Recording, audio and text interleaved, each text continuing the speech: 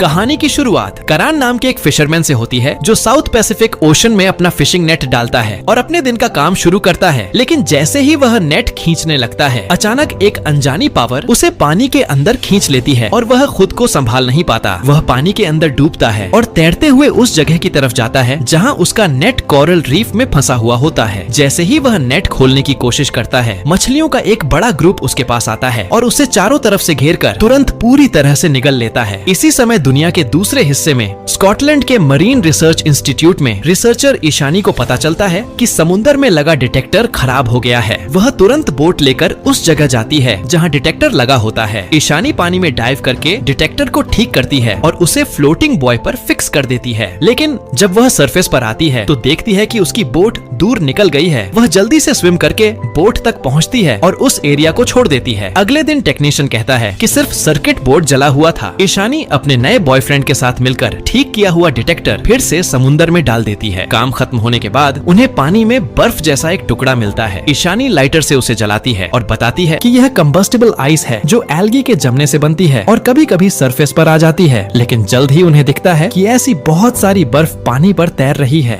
ईशानी इसे रिकॉर्ड करती है ताकि सीनियर को रिपोर्ट दे सके। वैनकूवर के बीच पर पुलिस को एक मरी हुई किलर वेल मिलती है जिस पर बहुत सारे जख्म होते हैं। बायोलॉजिस्ट अर्जुन कहता है कि वेल की मौत 2-3 घंटे पहले हुई है और जख्म इंसानी लगते हैं। फिशरमैन बताते हैं कि वेल पागल होकर बोट पर अटैक कर रही थी, इसलिए उन्होंने सेल्फ डिफेंस में हमला किया। अर्जुन को अजीब लगता है क्योंकि इस सीजन में वेल्स यहाँ नहीं होती। वह दिन रात रिसर्च शुरू करता है और वेल्स का ग्रुप फिर दिखता है। अर्जुन अपना सामान समेट कर निकलता है पर वहाँ एक टूरिस्ट बोट भी पहुँच जाती है। अर्जुन पानी में इक्विपमेंट डालता है और देखता है कि एक हम्पबैक वेल उसके पीछे आकर उसे घूरती है और चली जाती है। अर्जुन देखता है कि टूरिस्ट बोट वेल्स के रास्ते में खड़ी है। वह उन्हें बचाने भागता है पर तभी हम्पबैक वेल पानी से निकलकर बोट के 2 टुकड़े कर देती है। वेल्स लोगों को पानी के नीचे खींचने लगती हैं और अर्जुन सबको नहीं बचा पाता। समुद्र में इंसिडेंट्स बढ़ते जा रहे हैं। एक लॉबस्टर होटल लाया जाता है। जब शेफ रणवीर उसे काटने लगता है तो उसमें से अजीब लिक्विड निकलकर उस पर गिर जाता है। शेफ असिस्टेंट को बुलाता है पर उस पर भी लिक्विड गिर जाता है। रात को घर जाते वक्त रणवीर गिर जाता है और उसके मुंह से काला लिक्विड निकलने लगता है। सन्या शेफ रणवीर की मौत की वजह जानने के लिए होटल आती है